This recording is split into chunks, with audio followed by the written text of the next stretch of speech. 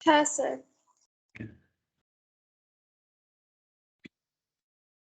Okay sir, चलो। तो sir basically ये ऑप्शन स्ट्रेटेजी का क्लास चल रहा था और उसी ऑप्शन स्ट्रेटेजी में हम लोग ऑलमोस्ट कंप्लीट करेंगे आज, ठीक है। क्योंकि मेन मेन सारा टॉपिक कवर कर लिया मैंने ऑप्शन स्ट्रेटेजी के। इससे पहले ये लंबा सेशन चल रहा है सर।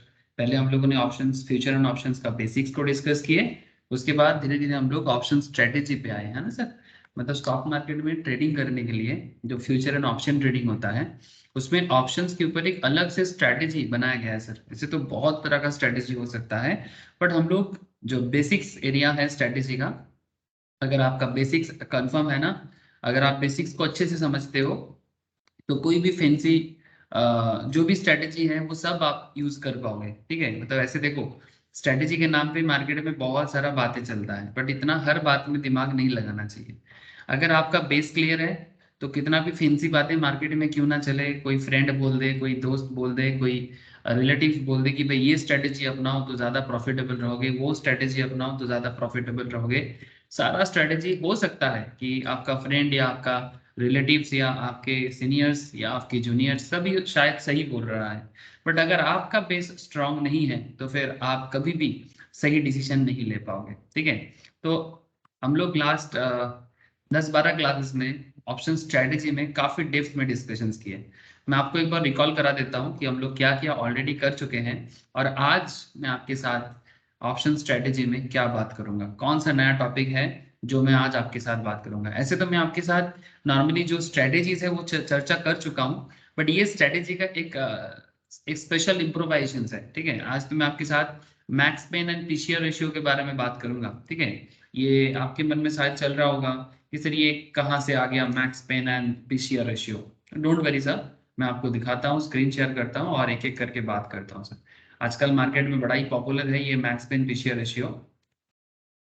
ओके, अच्छा, जस्ट मुझे एक बार ये कंफर्म कर दो सर कि क्या स्क्रीन शेयर है। Yes sir. ओके सर, ठीक है। देखो सर, हम लोग ऑप्शन स्ट्रेटेजीज के अंदर, ठीक है, अगर मैं आपको, देखो सर, हम लोग अगर आपके साथ इक्विटी डेरिवेटिव के मैट के ऊपर भी बात करूं, जो एनआईएसएम रिकमेंडेड मैट है, और यहाँ पर ये जो नोट्स है, ठीक है, जहां से भी देखो आप, ठीक है, तो ये नोट्स हो या फिर आपका इक्विटी डेरिवेटिव का मैट हो, हर जगह से हम लोग अलग अलग स्ट्रैटेजी पढ़े हैं। इवन मैंने आपको नेशनल स्टॉक एक्सचेंज का भी एक स्ट्रैटेजी नोट शेयर किया, वहां पर भी आपको वही सब डिटेल्स मिलेगा जो मैं आपको ऑलरेडी क्लास में डिस्कस किया। मैंने देखना ग्रुप में छोड़ा उसको, ठीक है। अगर नहीं मिला किसी को वो मुझे जरूर बोले, एनएससी वाला स्ट्रेटेजी का नोट दीजिएगा तो मैं दे दूंगा। ऐसे में दे दिया, अगर नहीं मिला है तो पर्सनली आप मुझसे ले लेना, ठीक है। अच्छा, जैसे कि मैं आपके साथ बात कर रहा हूँ, ये इक्विटी डेरिवेटिव का जो मैट है, वहां से मैंने आपके साथ सारा स्ट्रेटेजी डिस्कस कर लिया सर, ठीक है। हाँ, एक दो स्ट्रेटेजी होगा शायद मैंने थोड़ा सा स्किप कर दिया हो, बिकॉज वही हर स्ट्रेटेजी का कुछ कॉमन कॉन्सेप्ट है, इसलिए शायद मैंने आपके साथ थोड़ा सा स्किप कर दिया, बट कॉन्सेप्ट सेम है, ठीक है। कॉन्सेप्ट वही है जो इतना सारा स्ट्रेटेजी में हम लोगों ने पढ़ चुका, ठीक है। हो सकता है कोई एक दो स्ट्रेटेजी मतलब पढ़ाने के टाइम पे शायद मैं डिटेल्स में नहीं बोला, शायद ऊपर ऊपर चला गया, बट अगर आपको इतना सारा स्ट्रेटेजी क्लियर हुआ है ना सर, जितना स्ट्रेटेजी हम लोग ऑलरेडी कवर कर चुके हैं, अगर इतना सारा स्ट्रेटेजी क्लियर है, तो बाकी कोई भी स्ट्रेटेजी आप खुद से भी अगर गो थ्रू करोगे ना, जैसे आगे आगे आपको और भी स्ट्रेटेजी मार्केट में देखने को मिलेगा, ठीक है। अब हर एक स्ट्रेटेजी में आप जब भी आपके सामने कोई स्ट्रेटेजी आएगा, जस्ट आपको क्या करना है, स्ट्रेटेजी को बस एक बार पढ़ना है, क्योंकि स्ट्रेटेजी बनता कैसे है ये तो आपको पता चल ही गया। हाँ सर, ठीक है। तो स्ट्रेटेजी बनाने के पीछे का कहानी यू ऑल नो दैट, ठीक है, जैसे मैंने आपको ओरिएंटेशन में बताया था। Sumit ji, good good morning. Good morning sir. Good morning, ठीक है। तो जैसे मैंने आपको जब ऑप्शन स्ट्रेटेजी स्टार्ट किया था, तो मैंने आपको ओरिएंटेशन के अंदर कंज्यूमर बिहेवियर, ठीक है, या फिर जिसको हम लोग बिहेवियरल साइंस भी बोलते हैं, कि कंज्यूमर का बिहेवियरल साइंस के बारे में मैंने बताया था कि what is the behavioural science behind option strategy, ठीक है। इसके बाद मैंने आपको स्ट्रेटेजी में स्पेशल वे में बुल कॉल स्प्रेड, स्प्रेड के बारे में भी मैंने डिस्कस किया, bull put spread, call ratio back spread, bear call ladder, synthetic long and arbitrage, bear put spread, bear call spread, put ratio back spread, long straddle, short straddle, long short strangle, ठीक है, बहुत important था जो मैंने last week discuss किया था, long and short strangle, ठीक है। तो ये कुछ इंपॉर्टेंट, कुछ वाइटल मार्केट ऑप्शन स्ट्रेटेजीज हैं जो हम लोग मार्केट में यूज करके प्रॉफिटेबल ट्रेड बना सकते हैं, ठीक है, depending on the market movement and also your inventions and क्या बोलेंगे सर, इन्वेंशन मतलब मेरा कहने का मतलब है ये आपका डायरेक्शनल पॉइंट ऑफ व्यू क्या है, ठीक है, आप मार्केट को किस तरह से इन्वेंट कर रहे हो for the particular month, for the particular expiry, ठीक है। तो उसमें आप अपना सोच को किधर लेके जा रहे हो उसके ऊपर डिपेंड करता है कि इसमें से कौन सा स्ट्रेटेजी आप अपनाओगे। जैसे अगर मैं करंट मार्केट में बात करूं, अगर मैं निफ्टी का ही बात कर दूं, तो मार्केट थोड़ा डाउन जा रहा है, ठीक है, ऑलरेडी कुछ दिन पहले मार्केट अप जा रहा था, है ना सर, ये तो मार्केट का नॉर्मल ट्रेंड है सर। ये लास्ट 3-4 दिन अगर आप देखोगे मार्केट किस तरह से, ये देखो सर, यहाँ से मार्केट में डाउन ट्रेंड स्टार्ट हुआ, ये डे चार्ट है, और डे चार्ट में अगर आप देखोगे ये आपका 12 दिसंबर ऑनवर्ड्स, ठीक है, 12 December onwards you can see it here, देखो सर, ये देखो, अगर यहाँ पर भी आप देखोगे 14 दिसंबर ऑनवर्ड्स भी देखोगे मार्केट में यहाँ पर एक स्पिनिंग टॉप फॉर्म हुआ, उसके बाद मार्केट में एक डाउन ट्रेंड दिखा। अब डाउन ट्रेंड के पीछे रीजन है जैसे कि थोड़ा से प्रॉफिट बुकिंग करना, अभी कुछ और भी रीजन मार्केट में देखने को मिल रहा है, वापस कोरोना का री एंट्री होने का चांसेस हो रहा है। आप लोगों को कोरोना का खबर है सर, थोड़ा सावधान में देखिएगा कि क्योंकि कोरोना का वापस एक चीज चाइना में ऑलरेडी स्टार्ट हो चुका है, और रिसेंट कल भी हमारे इंडियन गवर्नमेंट का मीटिंग था हेल्थ मिनिस्ट्री की तरफ से, स्टेट गवर्नमेंट के साथ प्राइम मिनिस्टर का भी मीटिंग था कि कोरोना वापस अपना प्रॉब्लम बढ़ाने के बारे में बात कर रहा है। तो जो भी हो देखो, कोरोना अपना काम करेगा, हमें अपना काम करना है और सावधान रहना है। बट ये सब इफेक्ट मार्केट को जरूर पड़ता है जब भी मार्केट में थोड़ा बहुत नेगेटिविटी नजर आता है, बट वो चलो ठीक है, अभी मार्केट अप एंड डाउन तो चलता रहता है, पॉइंट मूवमेंट। कोरोना हाँ बोलो। क्या फिर से आएगा? हाँ सर, कोरोना फिर से चाइना में अपना वापस री एंट्री कर चुका है, ठीक है, इंडिया में भी कुछ केसेस लास्ट कुछ महीने में देखने को मिला है, और चाइना बहुत दूर तो है नहीं, तो फिर सावधान से जैसे। हाँ हो बोलो। जाएगा, फिर से लॉकडाउन होगा क्या? ना लॉकडाउन नहीं होगा सर, मुझे नहीं लगता लॉकडाउन करेगा, बट हाँ रेस्ट्रिक्शंस जरूर लागू करेगा जैसे पहले होता था, ठीक है, मतलब वो जो हैबिट है ना, मास्क पहनो, ठीक है, हाथ धोना, सैनिटाइज यूज करना, ये सब हैबिट बंद नहीं होना चाहिए, ठीक है। बाकी देखो क्या सिचुएशंस है उसके ऊपर गवर्नमेंट क्या डिसीजन देता है, अब मैं इसके बारे में बात नहीं करूंगा क्योंकि ये डरावन लोगों को थोड़ा सा चिंता में डाल देता है, मैं चिंता में खुद भी नहीं पड़ना चाहता, आप लोगों को भी नहीं पड़ा मतलब चिंता में नहीं डालना चाहता, बट मेरा आपको बोलना ही है कि मार्केट में अगर कभी भी थोड़ा बहुत भी नेगेटिव साइन कुछ भी नजर आता है तो मार्केट उसके अगेंस्ट रिगार्डिंग रिएक्ट जरूर करता है। मैं ये नहीं कह रहा हूँ कि current market down movement corona के कारण हुआ है, but may be for some reason हो सकता है, बट हाँ ये बेसिकली एक जो हमारा वेव वेव थ्योरी के हिसाब से भी अगर अगर आप देखोगे, एलियट वेव थ्योरी के हिसाब से भी मार्केट में एक अप एंड डाउन लगा है सर, ठीक है।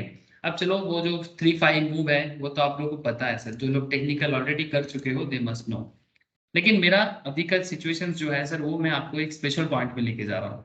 ये भी एक स्ट्रेटेजी है, जैसे कि आपको मैं अगर इक्विटी डेरिवेटिव के यहाँ से भी बताऊँ तो यहाँ से भी हम लोग ऑलमोस्ट सारे हर तरह का जो कॉन्सेप्ट है, ठीक है, बुल कॉल, ये सभी चीजें हम लोग पढ़ चुके हैं, कहाँ आप प्रॉफिटेबल रहोगे, कहाँ आप ब्रेक इवन में रहोगे, कहाँ आप लॉस करोगे, ठीक है, मैं आपको एग्जाम्पल के साथ सारा डिटेल्स कंप्लीट करा चुका हूँ।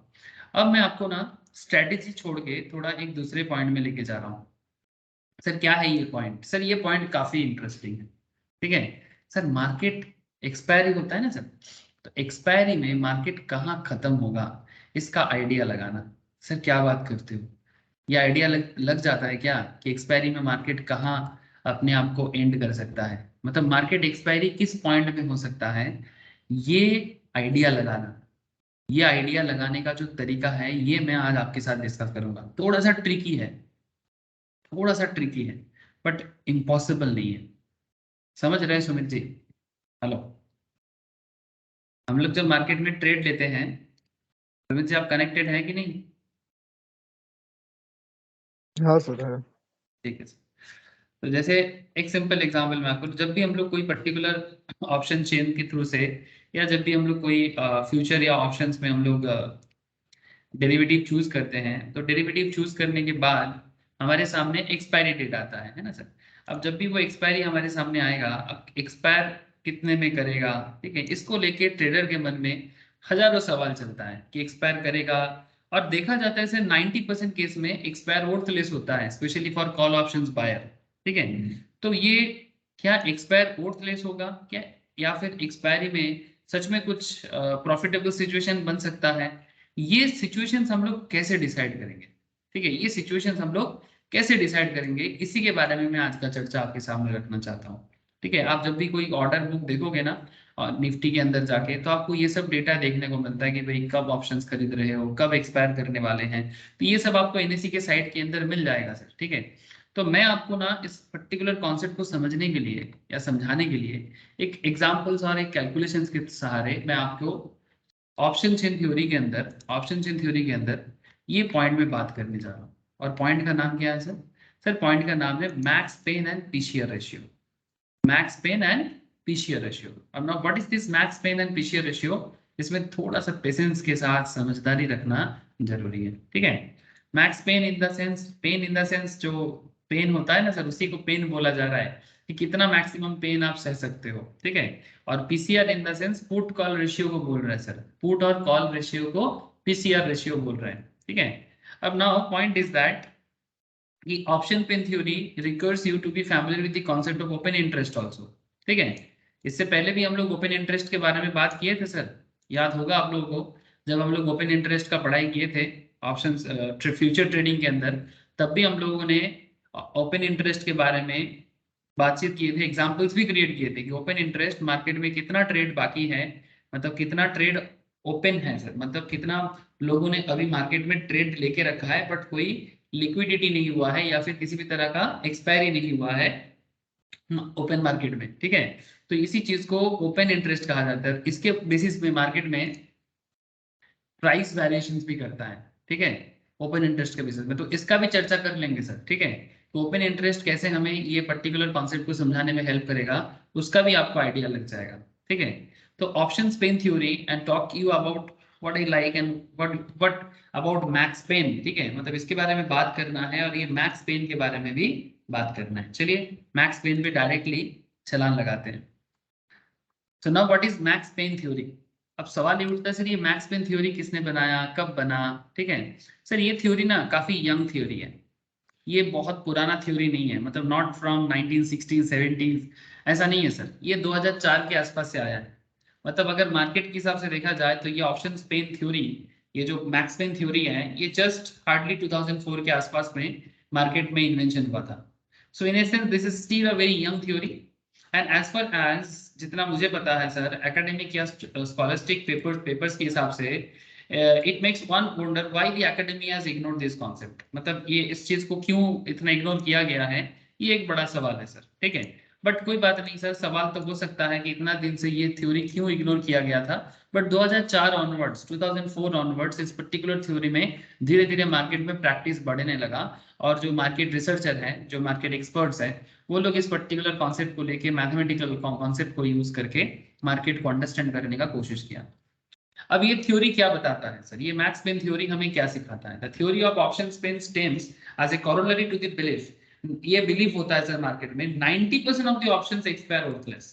मतलब आप जिस दाम पे खरीदते हो उसके बाद वो एक्सपायर में जाएगा तो वो वर्थलेस खत्म होगा, और अगर वो वर्थलेस खत्म होता है तो बेसिकली आपको कुछ नहीं मिलेगा।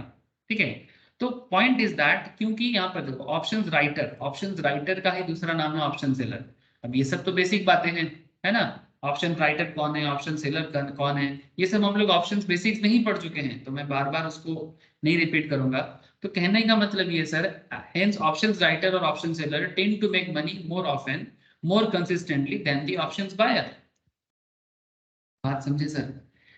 मार्केट में एक सिचुएशंस आता है सर, ये ऑलवेज ऐसे देखा जाता है कि 90% of the options expire worthless, और अगर मार्केट में ऑप्शंस एक्सपायर वर्थलेस होता है तो ऑप्शंस बायर से ज्यादा पैसा, मतलब ज्यादा पैसा इन द सेंस ज्यादातर केस में पैसा तो ऑप्शन सेलर ही बनाते हैं। ये मार्केट में एक कॉन्सेप्ट है सर। ठीक है, और ये सब होता भी है। तो option expire worthless, since option writers or sellers tend to make money more often, more consistently than the option buyer. तो क्या सोचते हो, बायर की जगह क्या सेलर बन जाओगे? अरे सर अगर पैसा प्रॉफिट मिले, हाँ सेलर का प्रॉफिट थोड़ा लिमिटेड है बिकॉज वो प्रीमियम में कमाते हैं, है ना सर। सेलर का पैसा कहाँ से आता है? अगर आप ऑप्शन सेल करोगे तो आप क्या कमाओगे? प्रीमियम कमाओगे। अब ये सब मत पूछना सर कैसे होता है, हम लोग इतना सारा स्ट्रैटेजी कर चुके हैं सर, और कैसे ऑप्शन सेलर प्रीमियम कमाते हैं ये हम लोग आपको बहुत सारा केसेस में बता के रखा, ठीक है। So you know this things. तो ऑप्शन सेलर ज्यादातर केस में पैसा कमाते हैं compare to options buyer, because market in maximum cases worthless expire होता है।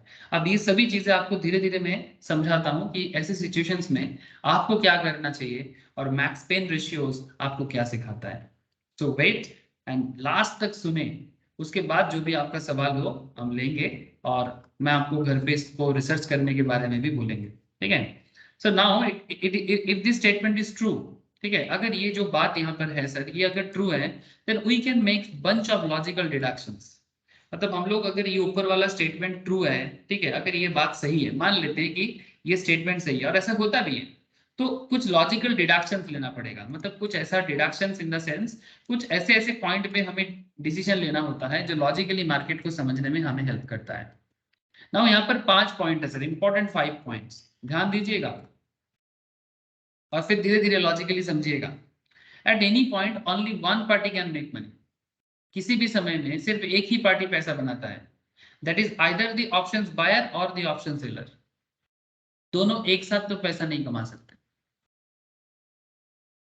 तो from the above statement it is clear that the seller are the ones making money. ऊपर वाला पॉइंट में हम लोगों ने क्या बोला अभी कि क्योंकि मार्केट एक्सपायरी में वर्थलेस में खत्म होता है तो ऑप्शन सेलर पैसा कमाते हैं ना कि ऑप्शंस बायर। तो एक अगर पैसा कमाएगा तो दूसरा पैसा गवाएगा। इसको हम लोग जीरो सम गेम भी कहते हैं। हेलो बोलो सर, कोई क्वेश्चन आ रहा कुछ था? नहीं। Okay sir. If someone gain, तो another one will get loss. Yes sir, this is called zero sum game. ये मैंने आपको पहले भी बताया, zero sum game. Zero sum game मतलब मार्केट में अल्टीमेटली नेट डेवलपमेंट कुछ नहीं होता। मार्केट के लिए नेट डेवलपमेंट कुछ नहीं होता है सर, एक को मिलता है तो दूसरा लूज करता है। मार्केट में नेट डेवलपमेंट कुछ नहीं होता।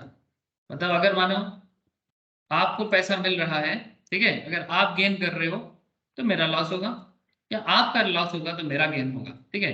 तो मार्केट कुछ इसी तरह से फंक्शन करता है सर। और इसका इसका तो अगर आपको मैं याद दिलाऊं आपको, तो ये आपको याद आ जाएगा सर वेन्यू और ऑप्शंस का एकदम, फ्यूचर और ऑप्शंस का एकदम पहला पहला टाइम याद करो।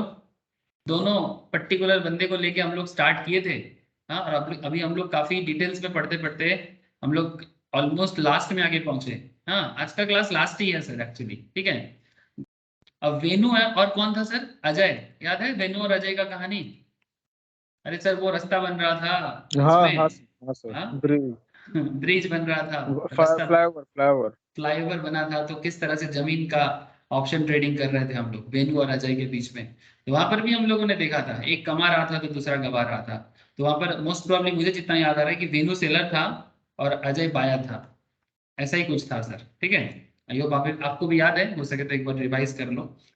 तो point Ajay very buyer simple. Venu sir. हाँ, अजय बायर था, वेनु सेलर था, thank you sir.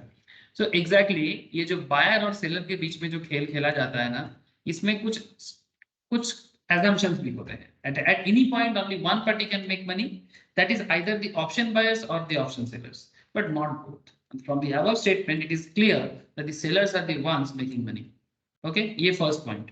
If option sellers tends to make maximum money, अगर option seller, ध्यान से सुनना, अगर ऑप्शन सेलर को पैसा मिलता है मैक्सिमम मनी कमाते हुए, then it also means that the price of options, the price of the option on expiry, they should be driven to a point where it would cause least amount of loss to options writer. अगर option seller पैसा कमाता है तो expiry में जिस particular point में market जाएगा, हाँ, चाहे वो निफ्टी हो, बैंक निफ्टी हो, व्हाटएवर, है ना, व्हाटएवर, या फिर कोई पर्टिकुलर स्टॉक हो, जो भी पॉइंट में आप अपना ऑप्शंस खेल रहे हो, वो पर्टिकुलर एक्सपायरी में जिस पॉइंट में जाएगा it would cause least amount of loss to options writer. Writer का दूसरा नाम क्या है? सेलर। मतलब उसका कम से कम लॉस होगा तभी तो वो प्रॉफिटेबल रहेगा। पैसा कमाना है तो लॉस भी तो कम होना चाहिए, ये तो कॉमन सेंस है। लॉस कम होगा तभी प्रॉफिट ज्यादा होगा। लॉस कम होगा, least amount of loss, point भी नोट, लीस्ट मतलब कम, कम से कम amount of loss to options writer. ये सेकंड पॉइंट था। थर्ड पॉइंट क्या है? if point 2 मतलब this point is true, अगर ये point true है then it further implies that option price can be manipulated. yes sir, option price manipulate हो सकता है at least on the day of expiry. कौन manipulate करेगा sir? Option seller करेगा। कैसे, समझाता हूं sir. Point 4, if point 3 is true then it further implies that there exists a group of traders who can manipulate the option price at least on the day of expiry. Point 5, if such a group exists, अगर ऐसा कोई भी group जो option price को manipulate कर सकता है, then it must be the options writer or seller, since it is believed that they are the ones who make maximum money, consistently make money trading options. वो maximum money कमाते हैं और consistent वे में पैसा कमाते हैं, बिकॉज मार्केट में एक सोच है कि 90% मार्केट में जो ऑप्शन चलता है वो ओर्थलेस में एंड होता है, और अगर ओर्थलेस एंड होता है तो बायर का नहीं सेलर का पल्ला चलता है सर, सेलर का पल्ला भारी है। अब इसी सोच के साथ ये 5 एजम्पशंस यहाँ पर बना है सर, लेकिन सर क्या इस 5 एजम्पशंस का क्या बेसिस है? हाँ, इस 5 एजम्पशंस का क्या बेसिस है? बेसिस और कुछ नहीं, एक मार्केट का एक्सपीरियंस है, ठीक है। मार्केट अपने एक्सपीरियंस में ऐसा देखा है कि इस तरह का सिचुएशंस होता है, लेकिन अभी भी आपको ना आधा अधूरा सा फीलिंग रहेगा। So please wait and last तक सुने, एग्जांपल्स लेंगे तो क्लियर होगा। लेकिन पहले मैं आपको एक बार ना एजम्पशंस वगैरह बता देता हूँ, इस थ्योरी के पीछे छुपा हुआ कहानी क्या है, ठीक है। ये जो particular max pain and PCR ratios है, इसके पीछे छुपा हुआ कहानी क्या है सर? एक्चुअली ये वाला क्लास के बाद आप ना ये डिसाइड कर पाओगे कि मार्केट कहाँ एक्सपायर करेगा, चांसेस क्या है ना। अब धीरे धीरे और आगे बढ़ते हैं sir. Considering all the above points, जो भी 5 पॉइंट्स मैंने आपको अभी बताया, ये पांचों पॉइंट को आप कंसिडर करें। There must exist a single price point at which if the market expires then it would cause least amount of pain. मतलब 5 पॉइंट को दिमाग में रखेंगे तो मार्केट एक सिंगल प्राइस पॉइंट में क्लोज तो होगा सर, इसमें तो कोई दोहराई नहीं है। मार्केट ऑलवेज एक सिंगल प्राइस पॉइंट में तो क्लोज होता ही है। नाउ क्वेश्चन इज दैट जब हम एक मंथली एक्सपायरी लेते हैं, जब एक 15 डेज का एक्सपायरी लेते हैं, या फिर जब हम लोग एक वीकली एक्सपायरी में मार्केट में ऑप्शंस में खेलने के बारे में सोचते हैं, ठीक है, पैसा लगाते हैं, तो ऑब्वियसली एक सिंगल प्राइस पॉइंट पे ही मार्केट क्लोज होगा।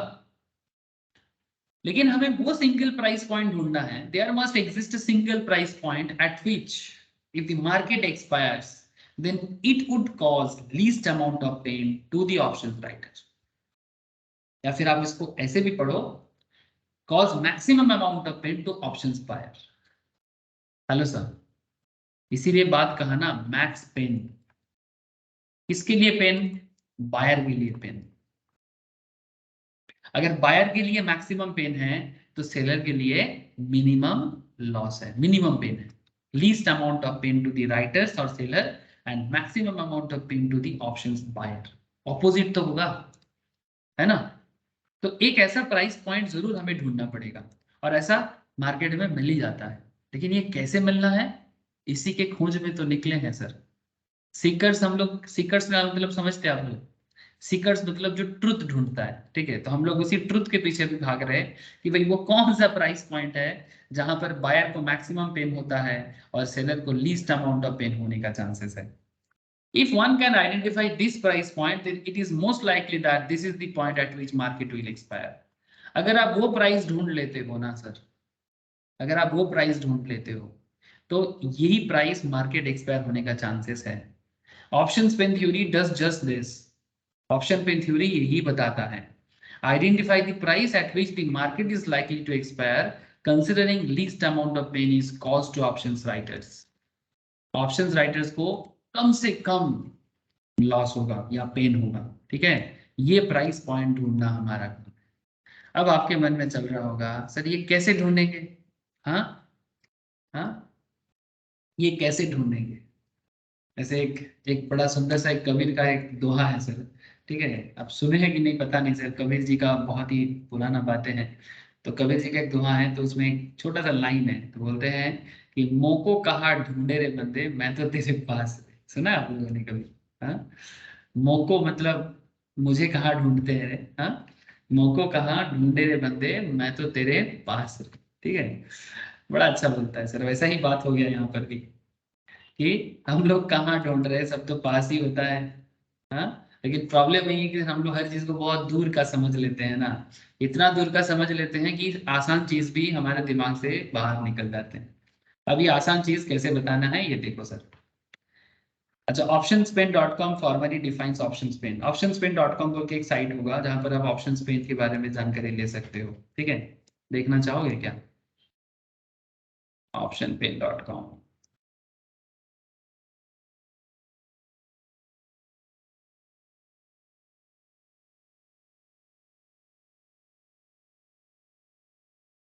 खुल नहीं रहा है, क्या हुआ?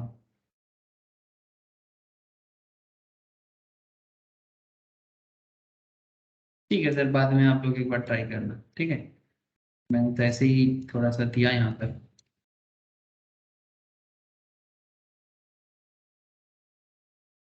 एक सेकेंड, एक बार ट्राई करते हैं। सर आप लोग कनेक्टेड हो? मुझे ऐसा लग रहा है कि कोई आवाज नहीं आ रहा है आप लोगों को। यस सर, हाँ सर, कनेक्टेड हो। कनेक्टेड। ओके, ठीक है।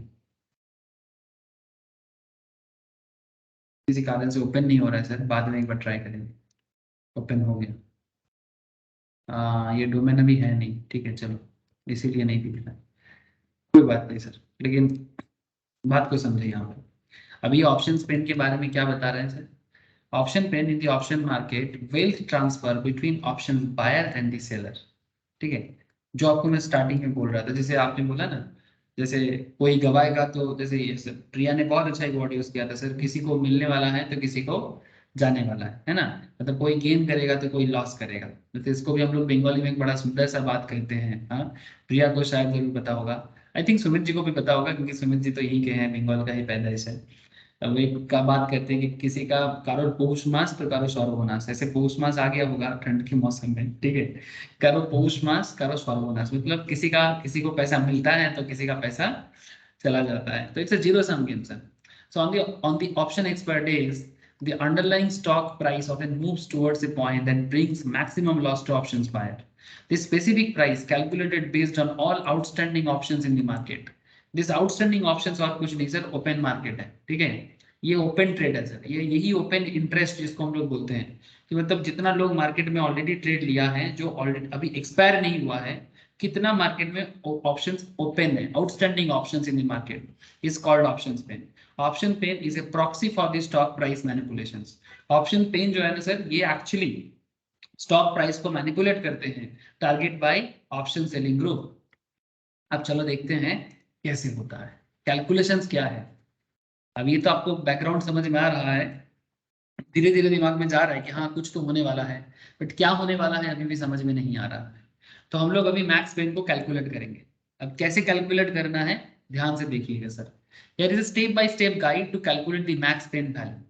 अब at this stage you may find this a bit confusing, but I recommend you to read through it all. ठीक है, मतलब पूरा मेरे साथ साथ चलो, एंड धीरे धीरे आपको पूरा बात क्लियर होगा एग्जाम्पल के जरिए। तो पहला स्टेप है sir, list down the various strikes. सबसे पहले आप सारे के सारे स्ट्राइक पॉइंट जिसको चूज करके आप ट्रेड लेना चाहते हैं उसको आप फाइंड आउट करो। List down the various strikes on the exchange and note down the open interest of both calls and put of the strikes. ऐसे मार्केट में आपको ओपन इंटरेस्ट का डेटा मिलता है, ये देखो सर। ये किसी पर्टिकुलर इंस्ट्रूमेंट टाइप अगर मैं लूँ वहां पर, जैसे मानो मैं अगर इंडेक्स ऑप्शंस लेता हूँ, एक्सपायरी डेट भी एक चूज कर लेते हैं, मानो एक नियर नियर का कुछ भी चूज करते हैं, 5 जनवरी का चूज करता हूँ। ऑप्शन टाइप पे पुट या कॉल जो भी चूज करना चाहते हो करो। स्ट्राइक प्राइस आप अपने हिसाब से चूज करो। चलो मैं यहाँ पर 18,000 के आसपास वाला ही कुछ चूज करता हूँ, 18,400, ठीक है। चलो अब ये देखो सर, क्या आप लोग को दिखाई दे रहा है सर?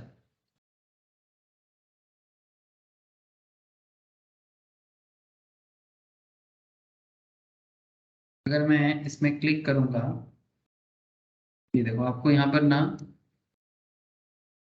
आपको यहाँ पर देखो ओपन इंटरेस्ट कॉन्ट्रैक्ट नजर आएगा। जैसे यहाँ पर हमको दिखाई दे रहा है सर 1,79,481 ओपन इंटरेस्ट है। अब ये सब ओपन इंटरेस्ट वगैरह क्या बताते हैं, मतलब कितना इस पर्टिकुलर निफ्टी में अंडरलाइंग वैल्यू जिसका 18,123 चल रहा है, ठीक है, वॉल्यूम फ्रीज क्वांटिटी 1800 है, कितना वॉल्यूम को फ्रीज करके रखा गया है, जिसका ओपन इंटरेस्ट मार्केट में है इतना, मतलब इतना कॉन्ट्रैक्ट मार्केट में अभी एक्सपायर होना बाकी है। ठीक है, इतना सिंपल हम लोग समझ के चल सकते हैं। ऐसे तो मैं आपको ओपन इंटरेस्ट में पहले ही बात कर चुका था कि ओपन इंटरेस्ट क्या है, आप लोग एक बार वापस वो वाला क्लास जरूर देखें सर। ठीक है, कि ओपन इंटरेस्ट एग्जैक्टली कैसे काम करता है और मार्केट में हम लोग ओपन इंटरेस्ट को कैसे देख सकते हैं।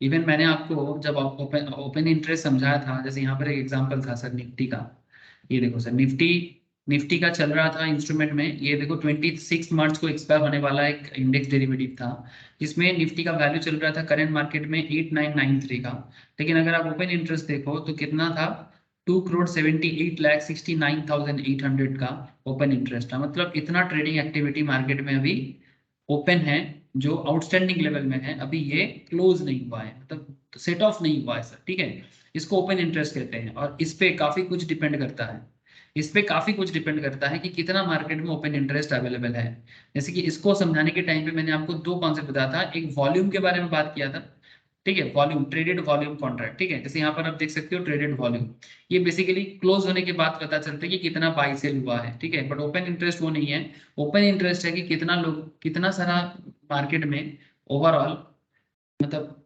ट्रेड लिया गया है। ठीक है, कितना सारा लॉट में ट्रेड लिया गया है जिसका वैल्यूएशन है ओपन इंटरेस्ट का, वो अमाउंट यहाँ पर डिनोट किया जाता है। तो हो सके ना एक बार प्लीज ये वाला क्लास जरूर देखें सर, मैंने आपको वहां पर ना ओपन इंटरेस्ट और वॉल्यूम इंटरप्रिटेशंस भी किया था, ओपन इंटरेस्ट और वॉल्यूम के बीच में फर्क क्या है, जरूर देखें सर, ये हाँ सर। बहुत वाइटल कंसेप्ट हम्म। है ना। ये वाला क्लास एक बार फिर से आप जरूर रिपीट करें, बिकॉज ये कॉन्सेप्ट ना मार्केट में इंडेक्स आप मतलब इंक्रीज करेगा कि डिक्रीज करेगा, इसके बारे में काफी इंपॉर्टेंट इंफॉर्मेशन प्रोवाइड करता है। ठीक है, अब मैं इस पे वापस बात नहीं करता अभी। ठीक है, मैं अभी फिलहाल आपको लेके आ जाता हूँ मैक्स पेन कैलकुलेशंस पे। Now look at again, list down the various strikes on the exchange and note down the open interest of both calls and puts for these strikes। ठीक है, मतलब कितना ओपन है, चाहे कॉल के लिए हो या पुट के लिए हो। Step 2, for each of the strike price that you have noted, assume that the market expire at the strike। For each of the strike price that you have noted, assume, ये मान लो कि सारे के सारे expire strike price पे करेगा। अगर ऐसे assumptions आप लेते हो तो आपको हेल्प होगा। स्टेप 3, मतलब ये assumptions है कि मान लेंगे कि स्ट्राइक पे ही एक्सपायर होगा। Calculate how much money is lost by options writer, और कैलकुलेट करो कि ऑप्शंस राइटर मतलब ऑप्शन सेलर जो है सर, ठीक है, चाहे कॉल ऑप्शन सेलर हो या पुट ऑप्शन सेलर हो, वो कितना लॉस कर रहा है। And assuming the market expire as per the assumption in step 2, मतलब स्ट्राइक में। ठीक है, step 4, add up the money lost by call and options put options writer. अब जितना पैसा वो लॉस हो रहा है कॉल और पुट मिला के उसको ऐड करो। Call option seller and put option seller दोनों सेलर की तरफ से कितना टोटल लॉस हो रहा है उसको ऐड करो। Step 5, identify the strike at which the money lost by options writer is least. अब आइडेंटिफाई करो कि कौन से पर्टिकुलर पॉइंट में सबसे कम ऑप्शन राइटर का लॉस हुआ है। सर इस तक ऐसा करने से क्या क्या मिलेगा, सर क्या मिलेगा वो तो बाद में पता चल ही जाएगा।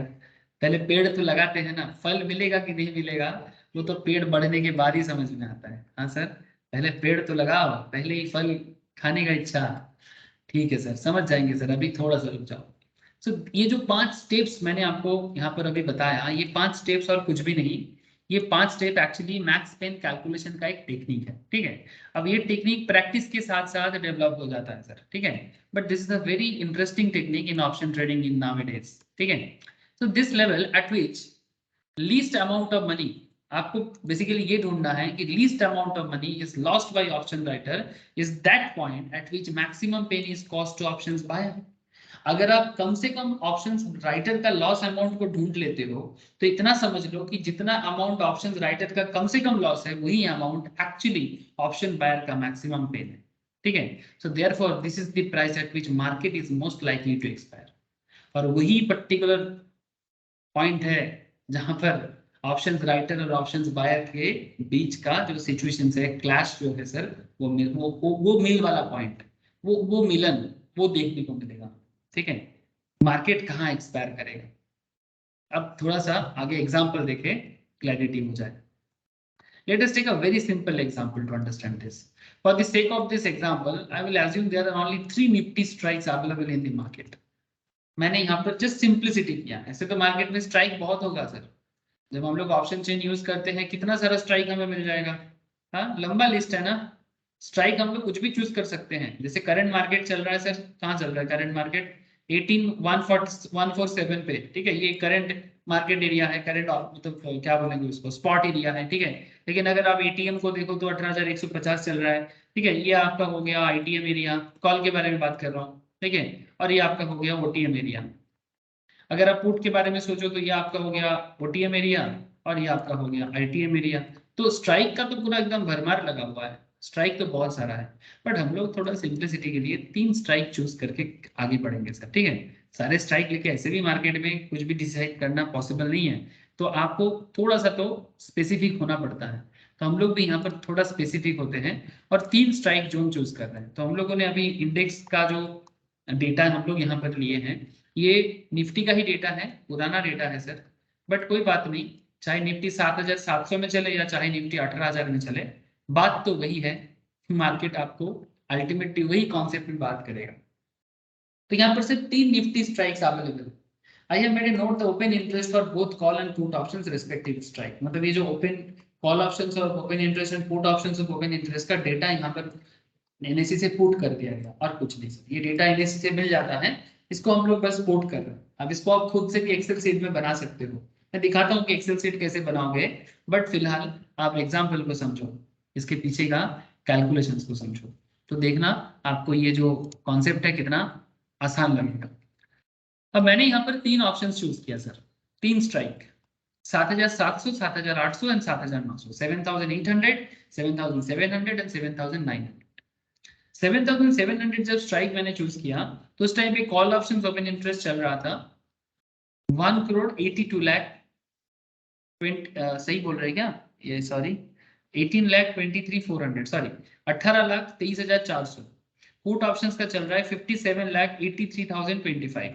ठीक है, ओपन इंटरेस्ट क्या है सर, ओपन इंटरेस्ट जो अनएक्सपायर्ड ट्रेडिंग है सर, वो उसको ओपन इंटरेस्ट में काउंट किया जाता है। 7,800 के अंदर कितना चल रहा है और 7,900 के call options open and put options open कितना चल रहा है। ठीक है, अब ये डेटा तो हमें मिल गया, ये डेटा हमें मिल गया। अब हमें ये देखना है कि सर ये ओपन इंटरेस्ट और ये स्ट्राइक हमें एक्सपायरी प्राइस को ढूंढने में कैसे हेल्प करता है। ओके सर, देखो अब 7,700 मेरा क्या है। अब मान के चलते हैं कि हम लोग 5 एजम्पशंस लिए थे, याद होगा सर आप लोग, मैंने आपको 5 एजम्पशंस के बारे में बताया था मैक्स बिन कैलकुलेशंस का, जिसमें 5 एजम्पशंस के बीच जो सेकंड एजम्पशन था, जो 0.2 नंबर एजम्पशन था, वो ये था कि if option seller tend to make maximum money then it also means that price of options on expiry day should be driven to a point where it would cause least amount of loss to options writer। Sorry ये वाला point नहीं, मतलब मेरा point ये था calculations का, sorry मैंने गलत पॉइंट आपको पढ़ाया, दिस पॉइंट। स्टेप 2 हमें ये बता रहा था कि for each of the strike price that you have noted assume that the market expire at that strike। तो हम लोग ये मानेंगे कि एक्सपायरी मार्केट प्राइस मतलब उसी पर्टिकुलर प्राइस में होगा। तो ये हमारा फर्स्ट एग्जांपल जो है जिसमें हम लोग ये मान रहे हैं कि मार्केट 7,700 में ही एक्सपायर करेगा। एज्यूम करो कि मार्केट 7,700 में एक्सपायर करने वाला है, स्ट्राइक आपका 7,700 था और हम सोच भी रहे हैं कि मार्केट 7,700 में ही एक्सपायर करेगा। अगर ऐसा है तो मार्केट में call options and put option seller का क्या होने वाला है ये हमें देखना है। दोनों केस में सेलर के बारे में सोच रहे हैं तो बायर ऑटोमेटिक समझ में आ जाएगा sir. So remember when you write a call options you will lose money only if the market moves above the strike। अगर आप एक कॉल ऑप्शंस, ठीक है, when you write a call options मतलब आप एक कॉल ऑप्शन सेलर हो, ठीक है, कॉल ऑप्शन सेलर के लिए चिंता हमेशा ही रहता है कि क्योंकि वो कॉल ऑप्शन सेलर है तो वो यही चाहेगा कि मार्केट स्ट्राइक में रहे या उसके नीचे रहे, ठीक है, ऊपर ना जाए, 7,700 से ऊपर ना जाए। सो ये क्या सोच रहा है, you will lose money only market moves above this strike, मतलब अगर ये 7,700 से 7,800 900 की तरफ बढ़े तो आपका पैसा लॉस हो जाता है। When you write a put options, you will lose money only when the market moves below the strike price. ठीक है, तो ये पुट ऑप्शंस का जो सेलर है उनके बारे में और कॉल ऑप्शंस का जो सेलर है उनके बारे में। सो देयरफॉर ये कॉल और पुट का कॉन्सेप्ट आप लोगों को पता है सर, ठीक है, इसके बारे में बार बार और बात नहीं करूंगा। अब मार्केट एक्सपायर कर रहा है 7,700 में as per our assumption scenario. So none of the call options writers will lose money. अब इस पॉइंट पे क्योंकि 7,700 भी मेरा स्ट्राइक था और 7,700 में ही मेरा मार्केट क्लोज हो रहा है, तो कोई भी writer, none of the call options writer will lose money, which means the call options writer of 7,700, 7,800 and 7,900 will retain the premium receipt. मतलब जिन लोगों ने 7,700 में कॉल सेल किया था, 7,800 में कॉल सेल किया था एंड 7,900 में कॉल सेल किया था, इनको किसी भी एंगल से लॉस नहीं होगा। क्यों? क्योंकि कॉल ऑप्शंस सेलर का जो पॉइंट ऑफ व्यू होता है, मार्केट जब करंट स्ट्राइक से, अगर स्ट्राइक प्राइस 7,700 से अगर मूव करेगा, अबव द स्ट्राइक जाएगा तो ही वो लूज करेगा। तो अगर आपका स्ट्राइक पॉइंट 7,700 है, अगर आपका स्ट्राइक पॉइंट 7,800 है, अगर आपका स्ट्राइक पॉइंट 7,900 है और मार्केट एक्सपायर 7,700 में होता है, तो कॉल ऑप्शन राइटर होने के नाते आप लॉस कैसे कर सकते हो? तो जितना प्रीमियम आप रिसीव करोगे वो पूरा का पूरा प्रीमियम आपका ही रह जाएगा, क्योंकि मार्केट आपके हिसाब से ही चला, क्योंकि आप चाहते थे कि मार्केट स्ट्राइक से ऊपर ना जाए, वही हुआ है। 7,700 का स्ट्राइक था, 7,700 में ही रह गया, और भले ही आपका स्ट्राइक 7,800 हो, 7,900 हो या 7,800 या 7,700 हो, तो आप लॉस तो नहीं करोगे, उल्टा जितना प्रीमियम आपने कलेक्ट किया वो पूरा का पूरा प्रीमियम आप अपने पास रख लो। ठीक है, अब आगे सुन लो पूरा खेल। However, the put options writer will be in trouble. ध्यान से सुनना, कॉल ऑप्शंस राइटर को तो लॉस नहीं था, लेकिन पुट ऑप्शंस राइटर को प्रॉब्लम है। लेट्स सर, क्योंकि पुट ऑप्शंस राइटर क्या क्या चाहते हैं? Put options writer will lose money only when market moves below the strike. तो जो 7,800 का स्ट्राइक चूज किया या जो 7,900 का स्ट्राइक चूज किया, उनके लिए तो 7,700 बिलो है, तो अगर बिलो में जाएगा तो वो पैसा लूज करेगा, है ना? बोलो सर, बात समझ में आ रहा है कि नहीं आ रहा है? हेलो प्रिया, सुमित जी, समझ में आ रहा है? हाँ सर, समझ आ रहा। अब आगे देखिए sir, 7,700 expiry, 7,900 put option writer कितना लूज करेगा? 200 पॉइंट। आपका स्ट्राइक क्या है? आपका स्ट्राइक था 7,900, मार्केट एक्सपायर हुआ है 7,700 में, कितना पॉइंट नीचे गिरा है? 200 पॉइंट। आप कौन हो? आप पुट ऑप्शंस राइटर हो।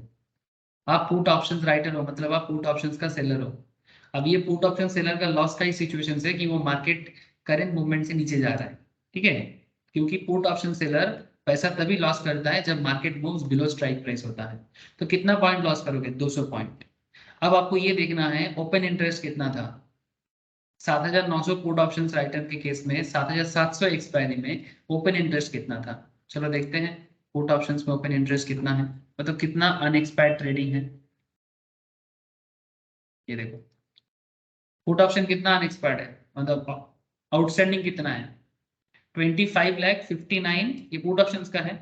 25,59,375, 7,900 स्ट्राइक पे पुट ऑप्शंस का ओपन इंटरेस्ट है इतना। अब हमें क्या करना है? जितना पॉइंट का लॉस हो रहा है, ध्यान से सुनना, जितना पॉइंट का लॉस हो रहा है उसको हम इंटू कर देंगे किसके साथ? वही आउटस्टैंडिंग वैल्यू के साथ। मतलब इतना आउटस्टैंडिंग इंटरेस्ट है, ओपन इंटरेस्ट है, और इतना अमाउंट में लॉस हुआ है, तो टोटल मार्केट कितना वैल्यू में लॉस करेगा? टोटल मार्केट कितना वैल्यू में लॉस करेगा आपको मिल जाएगा। जस्ट टेल मी सर, ये पॉइंट समझ में आया कि नहीं आया? 25,59,375 ये मेरा ओपन इंटरेस्ट है पुट ऑप्शंस का जो अनएक्सपायर्ड है। तो ये लोग जब एक्सपायर करेगा तो कितना पॉइंट में मार्केट इसका लूज हो जाएगा, कितना लॉस हो जाएगा? 200 पॉइंट में, क्योंकि 7,900 का पुट ऑप्शन थे, मार्केट लॉस हुआ है 7,700 में, तो 7,900 से 7,700 अगर एक्सपायर करता है तो 200 पॉइंट में आपका लॉस है, तो 200 पॉइंट कितने अमाउंट में कनेक्ट होगा, रुपी का एक्चुअल वैल्यू कितना होगा 25,59,375। इसको आप 200 पॉइंट के साथ इंटू करो, 200 पॉइंट में मार्केट गिरा है तो आपका टोटल मार्केट का लॉस हो जाएगा इतना amount, that is almost 5.11 crore. हिसाब लगाओ इसका, 5 करोड़ 11 लाख नहीं और भी ज्यादा है, 51 करोड़, 51 करोड़ 18 लाख, सही बोल रहे सर, 75,000। 5 करोड़ 11 लाख नहीं, 11 लाख नहीं, 51 करोड़ 18 लाख 75,000, सही बोल रहा हूँ क्या? हाँ सर 51 करोड़ है, 9 डिजिट्स है ना। 51 करोड़ है, ठीक है सर, मतलब अप्रोक्स 51 करोड़ का लॉस है, मार्केट इतने में लॉस होगा। अब दूसरा पॉइंट देखो सर, 7,800 पुट ऑप्शन पे। अब 7,800 पुट ऑप्शंस में क्या हो रहा है, अब 7,700 में तो आपका एक्सपायरी हुआ है और आपका 7,900 का पुट ऑप्शंस राइटर थे आप। अब अगर आप 7,800 पुट ऑप्शन सेलर थे तो अब कितना मार्केट लूज हुआ है, 7,700 में एक्सपायर हुआ है, कितना कितना पॉइंट आपका लॉस होगा, 100 पॉइंट्स, है ना। अब आपके पास अगेन ओपन इंटरेस्ट का डेटा देखो, आप ओपन इंटरेस्ट का डेटा देखो, पुट ऑप्शन 7,800 में ओपन इंटरेस्ट कितना है, तो कैसे 48,64,125 है ना, 48,64,125 इतना ओपन इंटरेस्ट आउटस्टैंडिंग है आपका। अभी आउटस्टैंडिंग वैल्यू के साथ आपका ये 100 लॉस इंटू करते इंटू 48 करोड़ का वैल्यू आ रहा है सर, ठीक है, इधर 51 करोड़ था, इधर 48 करोड़ हो गया। ये हो गया आपका अगर मार्केट 7,700 में एक्सपायर करता है और आप 7,900 पुट ऑप्शन सेलर हो या फिर 7,800 पुट ऑप्शन सेलर हो, ये दोनों केस में आप 200 पॉइंट यहाँ पर 100 पॉइंट यहाँ पर लॉस करोगे और जितना आउटस्टैंडिंग ओपन इंटरेस्ट आएगा उसके साथ इंटू कर दोगे, तो मार्केट का लॉस, रुपी वैल्यू कितना लॉस है उसका भी समझ आ रहा है। 7,700 पुट ऑप्शन राइटर के लिए क्या होगा, क्या 7,700 पुट ऑप्शन राइटर जो 7,700 में ही पुट को राइट किया था, स्ट्राइक किया था 7,700 में और मार्केट भी एक्सपायर 7,700 में हुआ, तो क्या वो कुछ लॉस करेगा? नो सर, वो क्या लॉस करेगा, जीरो है ना, जितने में लिया था उतने में ही रह गया। So the combined loss lost by the options writer if the market expire at 7,700, combined loss कितना, मतलब अभी यहाँ पर हम लोग देखेंगे कॉल ऑप्शन राइटर कुछ लॉस कर रहा है क्या, कॉल ऑप्शन राइटर कुछ लॉस नहीं कर रहा है, तो total money lost by call option writer plus total money lost by put option writer, तो कॉल ऑप्शन राइटर तो जीरो लॉस है और पुट ऑप्शंस में दोनों है, एक पुट ऑप्शंस में 7,800 वाले और पुट ऑप्शंस में 7,900 वाले, ठीक है, तो दोनों को मिला दो तो कितना होता है 99 करोड़ 82 लाख 87,500,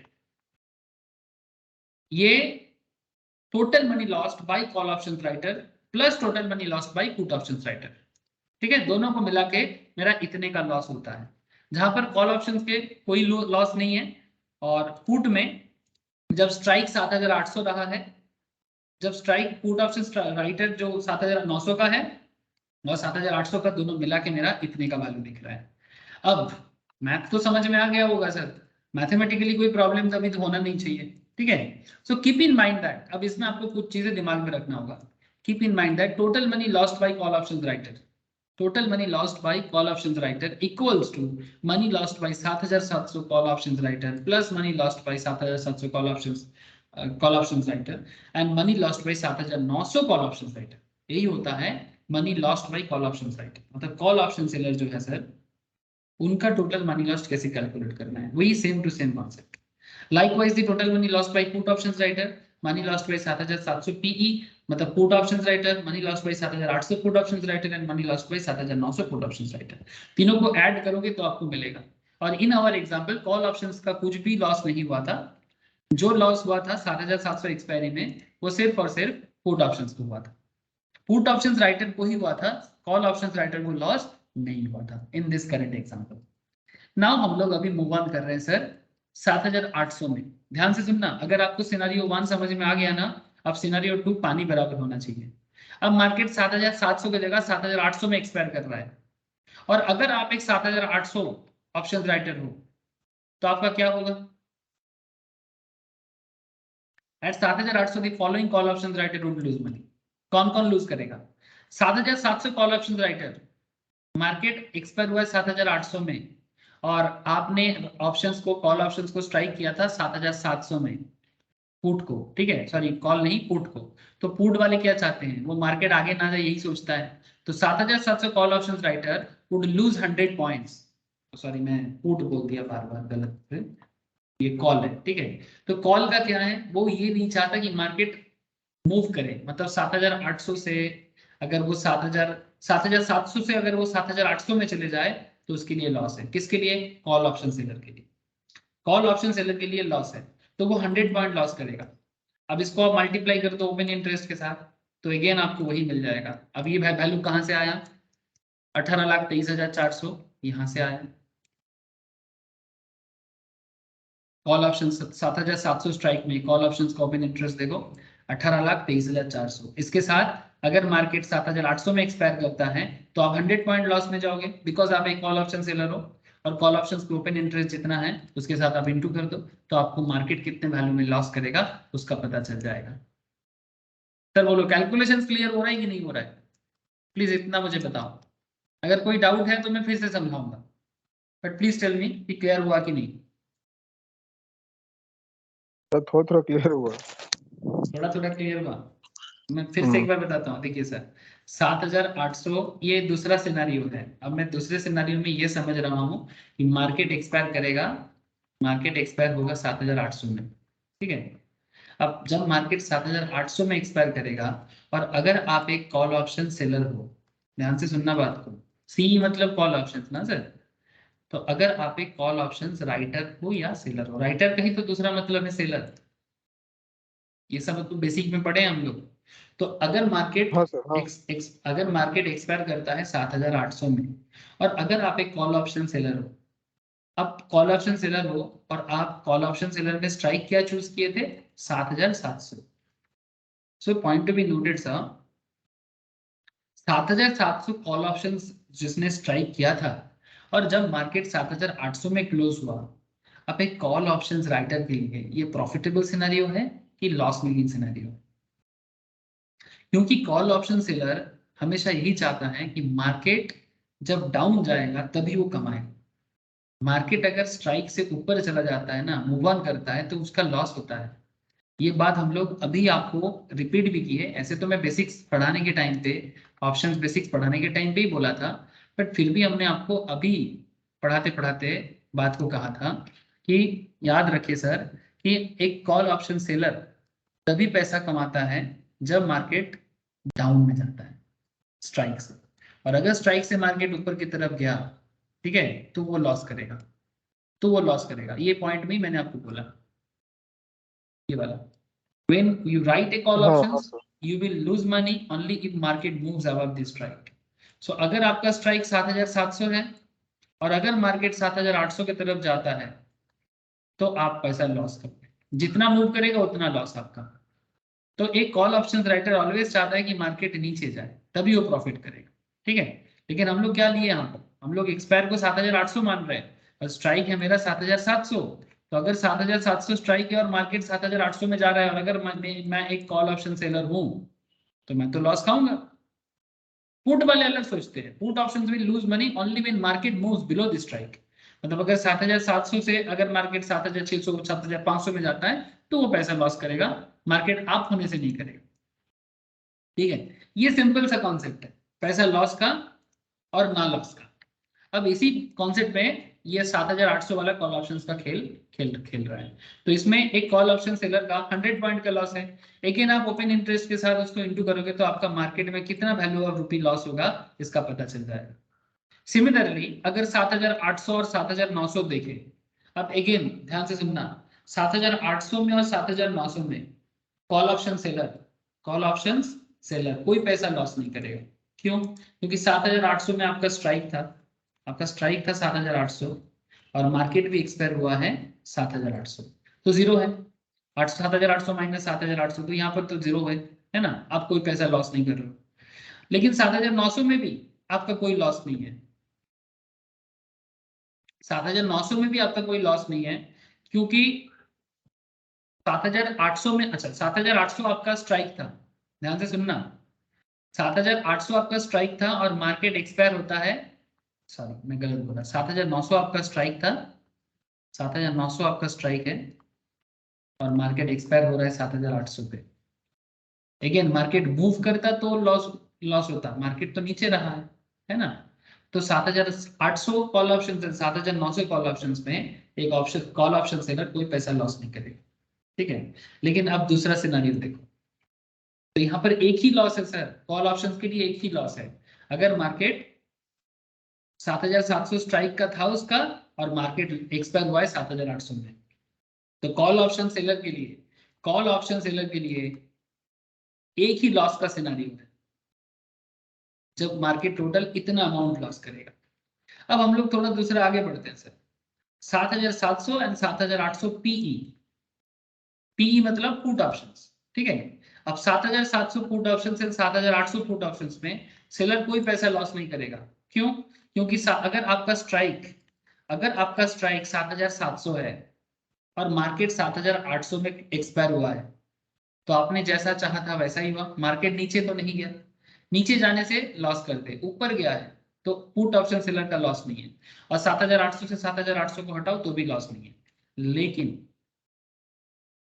7,900 में चिंता है, स्ट्राइक 7,900 है और मार्केट नीचे चला गया है, तो आप 100 पॉइंट लॉस करोगे पुट ऑप्शंस के हिसाब से। कितना लॉस करोगे? 100 इंटू जितना आपको ओपन इंटरेस्ट है, ठीक है। अब इस चीज को अगर हम लोग कैलकुलेशंस में डालें तो टोटल लॉस कितना है ये भी हम लोग देख लेते हैं। So the combined loss for the options writer when market expire 7,800, इसमें 2 पॉइंट है, एक कॉल ऑप्शंस का लॉस और एक पुट ऑप्शंस का लॉस। तो कुल मिला के 43 करोड़ 82,77,500 का लॉस अमाउंट है, दोनों मिला के, call option seller as well as put option seller. Market scenario, अब अगेन अनदर मार्केट सिनेरियो, 7,900 में अगर मार्केट एक्सपायर होता है तो अब आपका अलग अलग सिनेरियो है। आपका स्ट्राइक था मानो 7,900 और आप एक कॉल ऑप्शन सेलर हो, तो 7,900 आपका स्ट्राइक है और 7,900 में ही अगर मार्केट एक्सपायर होता है तो 7,900 से 7,900 में रह गया तो जीरो, एक्चुअली नो लॉस, है ना। लेकिन अगर मार्केट एक कॉल ऑप्शन सेलर के लिए अगर मार्केट 7,700 स्ट्राइक प्राइस था उसका और मार्केट एक्सपायर होता है 7,900 में, उसने सोचा था मार्केट नीचे जाएगा तो कमाएंगे, बट मार्केट तो ऊपर चला गया तो 200 पॉइंट का लॉस है। बस ओपन इंटरेस्ट के साथ इंटू कर दो तो आपको कॉल ऑप्शन सेलर का 7,700 स्ट्राइक में एक्सपायर जब 7,900 है तो इतना अमाउंट का लॉस है। सिमिलरली सोचा था मार्केट नीचे जाएगा, कौन? Call option seller, but market ऊपर चला गया, 7,800 की जगह 7,900 में एक्सपायर हुआ, अगेन आपका लॉस है 100 पॉइंट में, जितना ओपन इंटरेस्ट है इंटू करो आपको मिल जाएगा। और 7,900 call options writer would retain the premium received, जितना पहला वाला केस में जहां जहां प्रॉफिट करेगा प्रीमियम जितना वो कलेक्ट करेगा उसको वो अपने पास रख लेगा। अब यहाँ पर देखना है कि सर कंबाइंड लॉस का सिनेरियो क्या है। तो अच्छा, since market expire 7,900 all the put options writer would retain the premium received. देखो सर 7,900 में अगर मार्केट एक्सपायर करता है और अगर आप एक पुट ऑप्शंस सेलर हो, अगर आप एक पुट ऑप्शन सेलर हो तो 7,700 में भी आप प्रॉफिटेबल, बिकॉज आपका सोच ही था कि मार्केट डाउन खत्म होगा, और 7,800 में भी अगर मार्केट मतलब आपका स्ट्राइक था 7,700 स्ट्राइक वाले को भी प्रॉफिट है, 7,800 स्ट्राइक वाले को भी प्रॉफिट है, बिकॉज मार्केट एक्सपायर 7,900 में हुआ है, और 7,900 में भी अगर होता है तो भी आपका लॉस तो नहीं है। सो अल्टीमेटली जितना आपने यहाँ पर लॉस पाया कॉल ऑप्शंस में उतना ही आपका लॉस है, दैट इज 70 करोड़ 95 लाख 70 करोड़ 95 लाख, नहीं उससे भी ज्यादा हो रहा है, 709 करोड़ 35 लाख 709 करोड़ 53 लाख 75 हजार, ठीक है, इतना कुछ वैल्यू आ रहा है। अब आपको बात को समझना है, ये तो जो भी है एज पर मैथमेटिकली है। अब इस पूरा खेल को ना आप एक छोटे से कॉन्सेप्ट में समझो sir. So at this stage we have calculated the total rupee value loss for options writer at every possible expiry level. हम लोग ऑप्शंस राइटर का चाहे वो कॉल ऑप्शंस हो या पुट ऑप्शंस हो, हम लोग हर एक एंगल में देखें कि वो कितना मैक्सिमम लॉस खा सकता है। अब इसको अगर टेबल में पुट किया जाए 7,700 strike, 7,800 strike and 7,900 strike, call options में ओपन इंटरेस्ट का वैल्यू, पुट ऑप्शंस में ओपन इंटरेस्ट का वैल्यू, कॉल ऑप्शंस में इसका, पुट में इसका, कॉल में इसका, पुट में इसका, लॉस वैल्यू फर्स्ट केस में कितना रहा सर, अगर आप एक बार ठीक से ख्याल करें हम लोगों ने देखा कि 7,700 पहले सिचुएशंस में लॉस वैल्यू ऑफ कॉल्स कितना था 0, लेकिन लॉस वैल्यू ऑफ पुट था इतना। सेकेंड सिचुएशंस में लॉस वैल्यू ऑफ कॉल था इतना, लॉस वैल्यू ऑफ पुट भी था इतना, दोनों मिला के हुआ था इतना। 7,900 एक्सपायरी में जब स्ट्राइक 7,900 है तब एक्सपायरी में हम लोगों ने ये देखा था कि लॉस वैल्यू ऑफ कॉल्स है इतना, लेकिन लॉस वैल्यू ऑफ पुट है 0, तो कुल मिला के टोटल लॉस हो गया इतना। Now look at this yellow line जिसको हाईलाइट किया गया है। तीनों सिचुएशंस में मार्केट सबसे कम लॉस कहां खा रहा है? Hello, please tell me sir. Sir 7,800 का स्ट्राइक पे। थैंक यू सर, बस इसी के लिए इतना बड़ा कैलकुलेशन समझाने का कोशिश कर रहा था और कुछ नहीं। ठीक है, ऐसे ये कैलकुलेशंस कुछ नहीं है, बाद में जब आप रिवाइज करोगे आपको इजीली समझ में आ जाएगा। बस कॉल और पुट का बेसिक्स आइडिया भूलने से दिक्कत हो जाएगा सर। ठीक है, now that we have identified the combined loss of the options writer and would experience various expiry level, we can easily identify the point at which the market is likely to expire. So this is the point 7,800. As per the options pain theory, the market will expire at such a point where there is a least amount of pain to the option seller. Read it as least amount of loss also. Okay. Clearly from the table above, this point happens to be 7,800. So where the combined loss is around 43 crore 82 lakh 77,500 or around 43.82 crore, which is much lesser compared to combined loss at 7,700 और 7,900। 7,700 का भी जो loss amount है और 7,900 का भी जो loss amount है उसके कंपैरिजन में 7,800 का लॉस सबसे कम है। तो चांसेस इज हाई कि मार्केट 7,800 में ही क्लोज करे, एक्सपायर करे। The calculation is as simple as that. However, I would have used only 3 strikes. मैंने सिर्फ यहाँ पर 3 स्ट्राइक लिया for the simplicity purpose. But in reality, there are many strikes for a given underline, especially Nifty. Calculation become a bit cumbersome, है ना, थोड़ा मेहनत का हो जाएगा and confusing भी create करेगा, जैसे आप लोग हल्का हल्का confuse हो जा रहे हो। Hence one would have to resort the tool like Excel, तब आप Excel sheet use करें और Excel sheet use करके आप इस तरह से भी देखें, पुट करके उसमें फॉर्मूला पुट करके आप निकाल सकते हो, है ना। जैसे एक्सेल शीट यूज करना अगर आपको आता है, बेसिक्स माइक्रो में कंप्यूटर स्किल्स में ही ये सब सिखाया जाता है। ठीक है, तो you can look at here. Strike अलग अलग है, 7,700 7,800 7,900, ये 3 में हम लोगों ने देखा। ठीक है, इसमें हम लोगों ने देखा कि इन तीनों में से सबसे कम लॉस जहां हो रहा है वो हम लोगों ने चूज किया।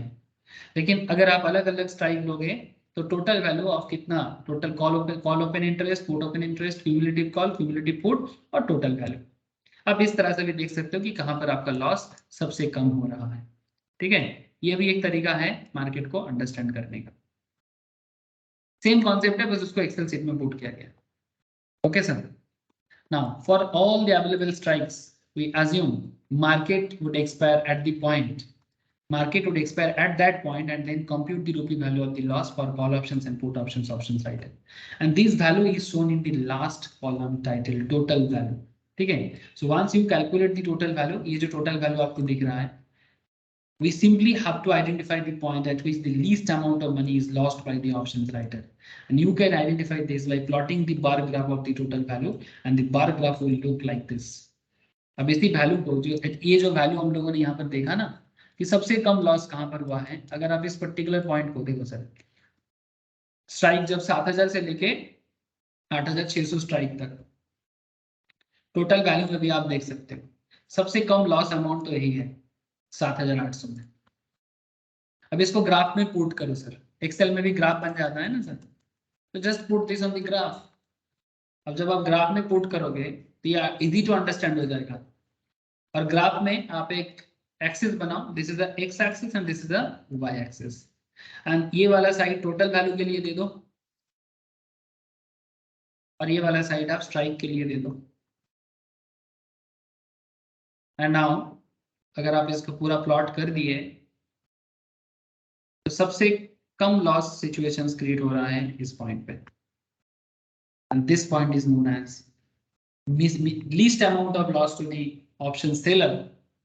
ओके, चाहे पुट हो या कॉल, एंड वही पॉइंट हो जाता है maximum pain to the option buyer. समझ में आया सर? मतलब मैक्स पेन थ्योरी बताता है कि ऑप्शन राइटर या ऑप्शन सेलर ऑप्शन बायर को सबसे ज्यादा लॉस या सबसे ज्यादा कम लॉस कहाँ होगा, है ना? यस सर, ऑप्शन सेलर का सबसे कम लॉस जहां होता है वही ऑप्शंस बायर का मैक्सिमम पेन, मैक्सिमम पेन होता है। मैक्सिमम पेन मतलब maximum loss. Maximum loss. So as you can see, 7,800 strike is the point at which options writer would lose the least amount of money. So as per the option pin theory, 7,800 is where the market is likely to expire for the May series. मतलब ये May का series था। अब जो भी series हम लोग आसपास में देख रहे हैं, अब उसका भी सिमिलर पैटर्न में चेक कर सकते हो। Now that you have established the expiry level, how can you use this information? Well, there are multiple ways you can use these informations. ध्यान से सुनना। हम लोगों ने ये तो फाइनलाइज कर लिया कि मेरा एक्सपायर क्या होने वाला है, ठीक है। Now, most traders use this max pin level to identify the strike which they can write, ठीक है। In this case, since 7,800 is the expected expiry level, one can choose to write call options above 7,800, तो calls को cell करेगा 7,800 के ऊपर और put options को below 7,800 में, ताकि वो प्रीमियम कलेक्ट कर सके। अगर कॉल ऑप्शंस को सेल करना है तो 7,800 के ऊपर करे, और अगर पुट ऑप्शंस को सेल करना है तो 7,800 के नीचे करे, और दोनों केस में वो प्रीमियम कमाए और स्ट्रेटेजी लेके प्रीमियम कलेक्ट करके अपना प्रॉफिट करें। ये ऑप्शन ट्रेडर का सिंपल स्ट्रेटेजी है, लेकिन इसके लिए मैक्स पेन समझना जरूरी है। मतलब अगर आप ये मार्केट एक्सपेक्टेशंस को समझ जाओगे, ठीक है, मार्केट कहाँ खत्म हो सकता है, ठीक है, तो आपको ये खेल बहुत ईजी लगेगा। इसमें कुछ फ्यू मॉडिफिकेशंस भी आप डाल सकते हो। तो बेसिकली नॉर्मली कोई भी ट्रेडर जब स्टार्टिंग लेवल में ऑप्शंस पे यूज करते हैं, everything about it made absolute sense. Remember crunching numbers, है ना, जो नंबर्स है, identifying the expiry level and writing options to glory, but shockingly the market would expire at some other point, leaving me booking a loss. ऐसा होता है sir, हर trader के साथ होता है। And wondering if I was wrong with my calculations, if the entire theory is flawed. अगर मेरा calculations बहुत गलत है तो हमें लगता है कि पूरा थ्योरी फ्लॉ है, थ्योरी में कुछ गड़बड़ है। So I eventually improvised on the classic options pin theory to shoot my risk appetite. Here is what I did. तो देखो सर थ्योरी है, कई कबार ऐसे भी हो सकता है कि आपको एज पर थ्योरी ना भी मिले, तो कुछ क्लासिक एग्जांपल्स हैं तो आप उसे भी यूज कर सकते हो। क्लासिक कॉन्सेप्ट कैसा है? Open interest value changes every day. अगर आप मार्केट को रेगुलर फॉलो करोगे तो आप देखना कि ओपन इंटरेस्ट का जो वैल्यू है ना, ये हर दिन चेंज होता है। ओपन इंटरेस्ट का डेटा हर दिन चेंज होता है। ये जो डेटा है,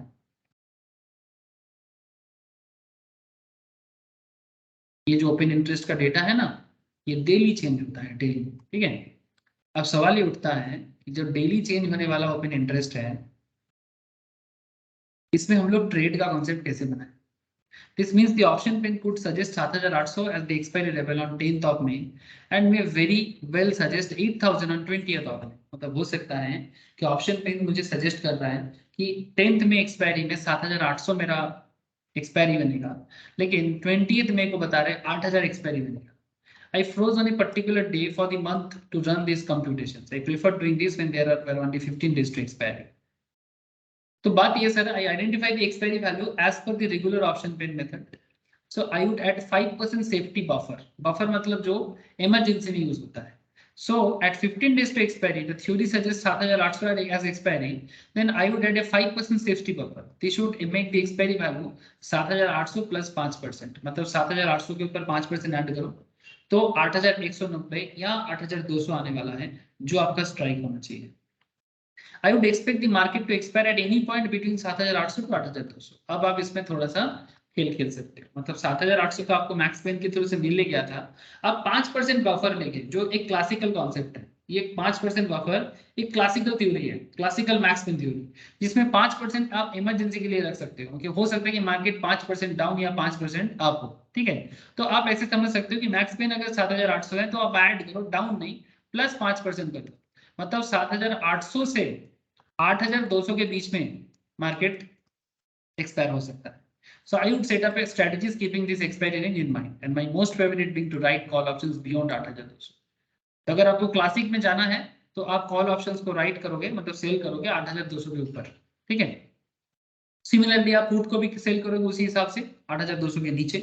I would avoid writing put options for this simple belief: panic spread faster than greed। This means markets can fall faster than it can go up। Normally क्या होता है, मार्केट गिरता जल्दी है कंपेयर टू बढ़ने का जो इरादा इसका है ना, इसको थोड़ा सा बढ़ने में समय लगता है बट मार्केट गिरने में बहुत फास्ट काम करता है। तो ऐसे केसेस में पुट ऑप्शंस को राइट करना छोड़ देना चाहिए, ठीक है। अच्छा, I would hold the option sold up to expiry and would usually avoid averaging during this period. The result were much better when I followed this method. Unfortunately, I never tabulate this result, hence I cannot quantify my gains. However, if you come from a programming background, you can easily backtest this logic and share the result with the rest of community here. Anyway, at much later stage, I realized the 5% buffer was essentially taking two strikes, which have approximately 1.5 to 2% standard deviation. ये जो 5% लिया गया था ना sir, ये और कुछ भी नहीं, ये एक 1.5 to 2% का SD है, ठीक है। Which meant the probability of market moving beyond the expected expiry level was about 34%. मतलब इसका बहुत सिंपल मतलब है कि मार्केट जितने में चल रहा है उसके ऊपर बेस करके जो हम लोगों ने कैलकुलेट किया उसमें थोड़ा सा डेविएशन तो होता है ना, और हम लोगों ने स्टैंडर्ड डेविएशन कैलकुलेशंस पहले भी देखा था। So if you are not sure what this means, I would suggest you read the standard deviations and distributions of returns. याद होगा आप लोगों को, स्टैंडर्ड डेविएशंस हम लोगों ने पढ़ लिया था sir, volatility and normal distributions, याद करो। इस पे मैंने आपको काफी इंटरेस्टिंग चीज समझाया था कि एक बीन हम लोग यहाँ से डालते थे तो ये किस पॉइंट में जाके खत्म होगा, ठीक है। तो ये चीज हमें ये सिखाया था कि डिस्ट्रीब्यूशन लेवल कैसे हो सकता है, जो कितना परसेंटेज डेविएट हो सकता है, ठीक है। अगर भूल चुके हो तो प्लीज एक बार मैं वापस रीड करने के लिए बोलूंगा। फिलहाल सर इतना तो क्लियर हो ही गया कि मैक्स पेन कैसे काम करेगा, और ये डेविएशंस को आप यूज कर सकते हो कि मैक्सिमम 5% इधर उधर होके मार्केट आपको अपना एक्सपेरी का नॉलेज जरूर देता है, ठीक है। अब आते हैं फिर पीसीआर रेशियो पे, ठीक है। अब पुट कॉल रेशियो कैसे काम करता है। Put call ratio is a fairly simple ratio to calculate. Ratio help us identify extreme bullishness और bearishness in the market. PCR is usually considered a contrarian indicator, meaning if the put call ratio indicates extreme bearishness, अगर put call ratio हमें extreme bearish बताते हैं, then we expect the market to reverse, hence the trader turns bullish. Market reverse होने का chances है but trader bullish हो जाते हैं, मतलब ट्रेडर ऑटोमेटिकली बुलिश हो जाते हैं। Likewise, if PCR indicate extreme bullishness, then trader expect market to reverse and decline.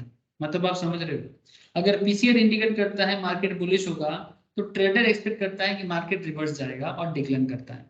To calculate the PCR, all one needs to do is divide the total open interest of puts by the total open interest of the call, and the resulting value usually varies in and around 1. Have a look at the image below. चलो sir आपको एक image दिखाते हैं, आपको ये पूरा situation समझ में आ जाएगा सर।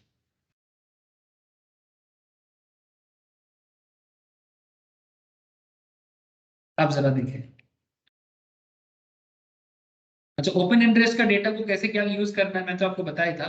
यहाँ पर ओपन इंटरेस्ट का और एक कॉन्सेप्ट है, स्ट्राइक 7000 से लेके 8600 तक जा रहे हैं। अब हम लोग यहाँ पर 7700, 7800, 7900 को लेके देखे थे, है ना। तो उसमें हम लोग कॉल ऑप्शंस का ओपन इंटरेस्ट और पुट का ओपन इंटरेस्ट दोनों का डेटा को हम लोग यूज भी किए थे। So to calculate the PCR, all one needs to do is divide the total open interest of puts by the total open interest of the calls, ठीक है, टोटल करके। Resulting value usually varies in around 1, और इसका जो मतलब value आता है sir वो नॉर्मली 1 के आसपास होता है। सो अगर टोटल अमाउंट को देखें आप जरा, total open interest of put और कॉल का वैल्यू इतना है, ठीक है, देख लीजिए। अब इस दोनों वैल्यू को एज ऑन 10th मई का ये एक डेटा है जिसमें total open interest of both calls and puts have been calculated. अब इसको डिवाइड करेंगे, dividing the put open interest by call open interest. तो पुट ओपन इंटरेस्ट इतना है, कॉल ओपन इंटरेस्ट इतना है, तो डिवाइड करोगे ना अराउंड 1 मतलब 0.86, जो 1 के आसपास ही है।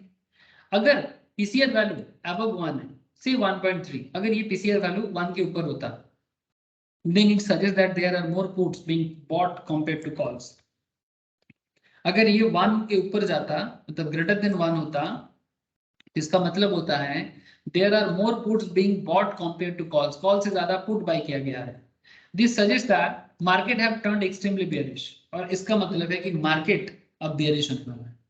अगर पुट बाय ज्यादा हो गया है या हो चुका है कंपेयर टू कॉल, तो मार्केट में अभी बेयरिशनेस आने वाला है, and therefore short of oversold, अब जरूरत से ज्यादा सेल होगा, and one can look for reversals and expect the market to go up.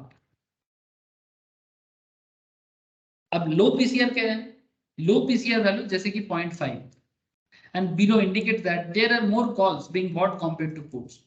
Call ज्यादा खरीदा गया है पुट से. इसमें सजेस्ट ये होता है मार्केट एक्सट्रीमली बुलिश. अब मार्केट जब एक्सट्रीमली बुलिश चल रहा है, therefore शॉर्ट ऑफ मार्केट्स है ना, मार्केट में शॉर्ट ऑफ ओवरबॉट जोन है, ओवरबॉट में चल रहा है, तो one can look for reversals and expect the market to go down. जरूरत से ज्यादा बॉट हो गया, and all values between 0.5 and 1 can be attributed to regular trading activity and can be ignored. 0.5 के 1 के बीच में जो भी है, इस तरह का वैल्यूएशंस में आपको ट्रेडिंग इग्नोर करने के लिए बोला जा रहा है. मतलब 0.5 के नीचे हो तो ओवरबॉट जोन है, 0.1 के ऊपर है तो ओवरसोल्ड जोन है. तो आप समझ ही रहे हो कि ओवरसोल्ड जोन है मतलब मार्केट रिवर्स करेगा, और ओवरबाई जोन है तो भी मार्केट रिवर्स करेगा. हेलो, बात समझ में आया कि नहीं आया? पीसीआर रेशियो समझ में आ रहा है सर? बड़ा सिंपल है. हाँ सर, ओवरसोल्ड जोन मतलब मार्केट में ज्यादा गिरा, बिकवाली हो गया है, अब बायर्स एक्टिव होगा. एग्जैक्टली सर, मतलब रिवर्स करेगा मार्केट. हाँ, ओवरबॉट हो गया मतलब ज्यादा खरीदारी हो गया, अब मार्केट गिरेगा, सेलर्स एक्टिव होगा. ठीक है, तो ये ओपन इंटरेस्ट का जो कैलकुलेशन है ना, ये बहुत आपको हेल्प करता है. और इसमें मतलब basically 1 is a very main matter. अब ग्रेटर देन 1 है कि लेस देन 1 है. कहता है कि 0.5 से 1 के बीच का जो एरिया है ना, इसको इग्नोर करना चाहिए ट्रेड सेटअप के लिए. 1 के नीचे है तो ट्रेड करो, 1 के ऊपर है तो भी ट्रेड लो. ठीक है, सेलर बनो या बायर बनो, व्हाटएवर, पुट करो या कॉल करो. ठीक है, ये आपके ऊपर है, लेकिन यही आपको बताता है कि आपको क्या करना चाहिए. Needless to say this is a generic approach to PCR, मतलब put call ratio. What would really make sense is to historically plot the daily PCR values, say 1 or 2 years, and identify these extreme values. For example, the Nifty value such as 1.3 can indicate extreme bearishness, but for say Infosys like shares, something like 1.2 could be extreme bearishness. So you need to be clear about this, hence back testing helps. ठीक है, आप इसको थोड़ा check करना. Exactly 1 हुआ तो sir अगर exactly 1 है तो भी इग्नोर करना चाहिए, क्योंकि 0.5 से 1 के बीच में जो भी पॉइंट है उसको नॉर्मली सजेस्ट किया जाता है कि आप इसको इग्नोर करो. आप देखो कि मतलब वो बेसिकली साइडवेज मार्केट बता रहा है, ना तो ओवरबॉट है ना तो ओवरसोल्ड है. मतलब ट्रेड नहीं करना है, मतलब ट्रेड में उतना कुछ मिलने वाला है नहीं. कर सकते हो सिचुएशन वाइज, बट उतना कुछ मिलने का चांसेस नहीं. You may wonder why the PCR is used as a contrarian indicator. Well, the explanation to this is rather tricky, but the general opinion is this: if the trader is bearish or bullish, then most of them have already taken their respective positions. अगर trader bearish है या bullish है तो सब पहले ही वो लोग ना सारा के सारे पोजीशन लेके बैठे हुए हैं. Hence a high or low PCRs, and therefore there are not many other players who can come in and drive the positions in the desired directions. मतलब ऑलरेडी वो पोजीशंस में है, ठीक है, the positions will eventually be squared off. अब धीरे धीरे वो क्लोज होगा and would drive the stop in the opposite directions. PCR आपको ये हेल्प करता है, ऑलरेडी वो पोजीशन में पहुंच चुके हैं, या तो ओवरसोल्ड मतलब मार्केट जरूरत से ज्यादा सेल होके रहा है, पोजीशंस ऑलरेडी लेके रखा है, मार्केट जरूरत से ज्यादा नीचे गिर गया है, अब मार्केट को बुलिश होके ऊपर आना चाहिए, या फिर मार्केट ओवरबॉट जोन में चल रहा है, मतलब मार्केट जरूरत से ज्यादा हाई है, अब मार्केट गिरेगा. ठीक है, so that PCR for you may come across many variants of this. Some prefer to take the total traded value instead of open interest. Some even prefer to take the volumes, but I personally don't think it is required to overthink PCRs. ठीक है, PCRs को ज्यादा overthink नहीं करना चाहिए, जितना simple समझ में आता है इतना ही समझे, आपको काफी हेल्प होगा. अब एक फाइनल थॉट प्रोसेस. ठीक है, हम लोग ऑप्शन स्ट्रेटेजी में फाइनल पॉइंट बताने जा रहे हैं sir. And with this I would like, लंबा है सर फाइनल थॉट? हो गया सर 5 मिनट, तो 2-4 स्क्रॉल मिनट कीजिए का नीचे पर. कुछ नहीं है, हो अच्छा, गया हाँ, सर. ठीक है सर. ये खत्म हो गया, ऑप्शन स्ट्रेटेजी खत्म हो गया sir. We have discussed close to 15 different option strategies in this module, which I personally think is more than sufficient in retail traders to trade options professionally. मतलब हम लोगों ने जितना किया ना स्ट्रेटेजी वगैरह काफी है. Yes, going forward you will encounter many fancy option strategy. शायद आप जितना आगे बढ़ोगे कभी कभी आपको कुछ स्ट्रेटेजी यहाँ से वहां से यूट्यूब से कहीं मिलेगा, लेकिन इतना आप याद रखें सर, चाहे फ्रेंड सजेस्ट करे चाहे कोई रिलेटिव सजेस्ट करे, एक बात का ध्यान रखिए कि जितना टेक्निकलिटीज हम लोग बेसिक्स लेवल में सीखे हैं, ठीक है, अगर आप इसी को अपने आप के अंदर डेवलप करते जाओगे, fancy does not really translate to profit. Some of the best strategies are simple elegant and easy to implement. इस बात का सर आप प्लीज जितने ध्यान स्ट्रेटजी करा दी है ये, आप जितने स्ट्रेटजी करा दी है सर, ज्यादा एनफ से भी ज्यादा है। ठीक है, इतना ही जरूरत से करना ज्यादा काफी है। है। अगर इसी को कोई हाँ रेगुलर लाइफ में यूज करेगा ना, तो उसको यूज करते करते वो अपने आप को आराम से मास्टर बना सकता है और ऑलवेज प्रॉफिटेबल ट्रेड में रह सकता है। थोड़ा प्रैक्टिस का मार्केट है, ठीक है। लेकिन ये अभी धीरे धीरे अपना खुद का नोट बनाओ, खुद का डायरी बनाओ, ठीक है, मार्केट को रेगुलर स्टडी करो, ठीक है। लेकिन this is more than enough है, ठीक है, बस इतना ही कहूंगा, ठीक है।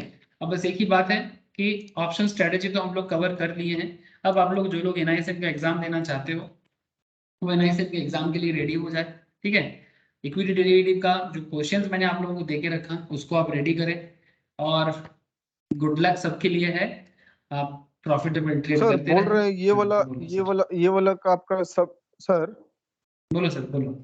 तो बोल रहे हैं इसका जितना भी ऑप्शन स्टडीज पढ़ा है सर, इसका आपके पास वीडियोस ऑलरेडी इंटैक्ट है ना? हाँ हाँ, ऑब्वियसली। ठीक है सर, ये वाला शेयर कर दीजिएगा ना पीडीएफ हम लोग को अब जी, प्लीज। ये पीडीएफ भी शेयर करेंगे और सारे वीडियोस का प्लेलिस्ट भी शेयर कर देंगे। और क्वेश्चन जो ऑलरेडी मैंने आपको शेयर कर दिया, मैं और भी कुछ क्वेश्चंस आप लोगों को इसी वीक के अंदर शेयर कर दूंगा। मेरा एक ही रिक्वेस्ट है, हो सके तो दिसंबर के अंदर सीट बुक कर लीजिए, जनवरी के फर्स्ट वीक के अंदर एग्जाम दे दीजिए। ओके ठीक है प्रिया? हाँ सर। ओके, ठीक है सर। तो फिर ऑप्शन स्ट्रेटेजी मैं यहीं पर रखता हूँ। अगर पढ़ते पढ़ते किसी पॉइंट में कोई डाउट क्रिएट होता हो, आप जरूर मुझे व्हाट्सएप करें, ठीक है। तो मेरे हिसाब से मैंने काफी डिटेल्स में पढ़ाया, आप लोगों को जरूर सब कुछ समझ में आया, ठीक है। अगर कोई टॉपिक इधर उधर स्कीप लगता है, अगर समझ में नहीं आता है, आप जरूर मुझे बताएं, मैं आप लोगों को समझा दूंगा, ठीक है सर। तो फिर ओके मैं ओके सर। सर। और कोई लाइव क्लास और मैं नहीं दे रहा हूँ, बस आप लोग एग्जाम का प्रिपेयर करें। एग्जाम के प्रिपरेशन में आप लोगों को अगर कोई डाउट क्रिएट हो तो आप लोग जरूर मुझे व्हाट्सएप करके बताएं। इसके बाद मैं न्यू क्लास जब स्टार्ट करूंगा, लाइक फंडामेंटल्स या टेक्निकल या फिर म्यूचुअल फंड्स वगैरह, अगला अगर आप लोग वो भी क्लास करना चाहोगे तो आप मुझे बता सकते हो, ठीक है। ठीक है टेक्निकल सर। तो हो गया सर। हाँ, टेक्निकल हो गया जिसका, ठीक है, जिसका अभी फंडामेंटल करना है, म्यूचुअल फंड अगर किसी को करना है तो, ठीक है। ठीक है ठीक है सर। तो सर बस एग्जाम अच्छा, के लिए कैसे करना है? एग्जाम का रजिस्ट्रेशन का पूरा सिस्टम मैं आपको व्हाट्सअप कर देता हूँ, ठीक है, पूरा एकदम एनआईएसएम के साइट में जाके आपको रजिस्टर कैसे करना है मैं आपको दिखा देता हूँ। ऐसे रुक जाओ थोड़ा सा, देख लो, आप देख लो एनआईएसएम रजिस्ट्रेशन। ये देखो, जैसे ही मैंने एनआईएसएम रजिस्ट्रेशन लिखा, एनआईएसएम सर्टिफिकेशन लिखा ना, ये देखो सर, यहाँ पर आपको अपना ये certification.nism.ac.in, यहाँ पर अपना अकाउंट बनाना है, ठीक है। ठीक है, अब यहाँ पर ये देखो, how to register and enroll online, ये देखो क्या लिखा है, चेक सीट अवेलेबिलिटी, ठीक है, schedule test, enrol online, make payment using debit और credit card, take practice exam, download admit card, access exam result and submit feedback and much more, ठीक है, जो भी है इसके थ्रू से हो जाएगा। How to register and enroll online की बोल के लिखा हुआ है, आप इसमें भी जाके देख चेक कर सकते हो, ठीक है। दिखाई दे रहा है ना सर? ये देखो, आपका हेड ऑफिस एक्चुअली मुंबई से है, और ये दिल्ली कोलकाता जैसे सर शहर में दिल्ली। हाँ बोलो। हम कक्षा जाके देना पड़ेगा हाँ, एग्जाम? सेंटर में जाके देना पड़ेगा सर, ओके। ठीक है, सेंटर में जाके देना पड़ेगा। और आपको ये सब चीजें चाहिए, आप हो सके तो स्क्रीनशॉट ले लो, पैन कार्ड का कॉपी चाहिए जेपीजी या जेपीजी फॉर्मेट में, आपका फोटो चाहिए, सब 1 MB के अंदर, हाँ। आपका एक एड्रेस प्रूफ चाहिए, और एजुकेशनल क्वालिफिकेशन, सर अगर आप जॉब करते हो तो उसका डिटेल्स, ठीक है। ये डॉक्यूमेंट्स के साथ आप अपना लॉगिन करके एग्जाम के लिए कर सकते हो, ठीक है, कर लो सर, मतलब। करने के बाद तो वो सब डॉक्यूमेंट लगेगा ना? हाँ, डॉक्यूमेंट लगेगा, फिर आप एग्जाम का सीट बुक करके 10-15 दिन के अंदर एग्जाम में बैठो, लेकिन उससे पहले सर जो, हाँ बोलो सर। सर एनआईएसएम का टेक्निकल एनालिसिस का अलग से नहीं आता ना नहीं, उसके लिए एग्जाम? आपको एनएससी का देना होगा, इसका एनएससी का है ना? हाँ, हाँ। इस एनएससी का टेक्निकल है। और एनआईएसएम में रिसर्च एनालिस्ट का एक प्रोग्राम आता है जिसमें टेक्निकल फंडामेंटल वगैरह मिला के होता है, हम्म। ठीक है सर।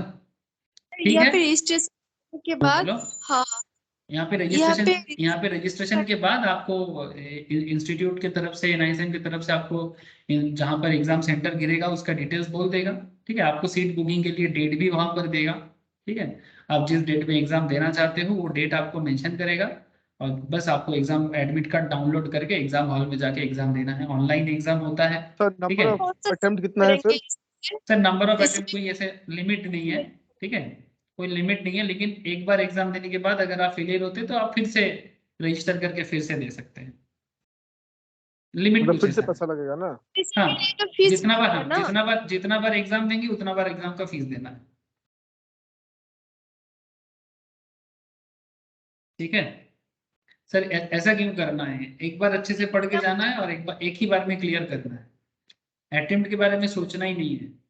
मैं आपको जो मॉक दिया और जो क्लासेस में आपको पढ़ाया, ठीक है, आप उसको अच्छे से पढ़ो। ठीक है, आप देखना, आप क्वेश्चंस को सॉल्व करो। ठीक है, जहां दिक्कत है उसको थोड़ा लिख लिख के करो। आप देखना, आप ऐसे ही सारा एग्जाम पास कर जाओगे।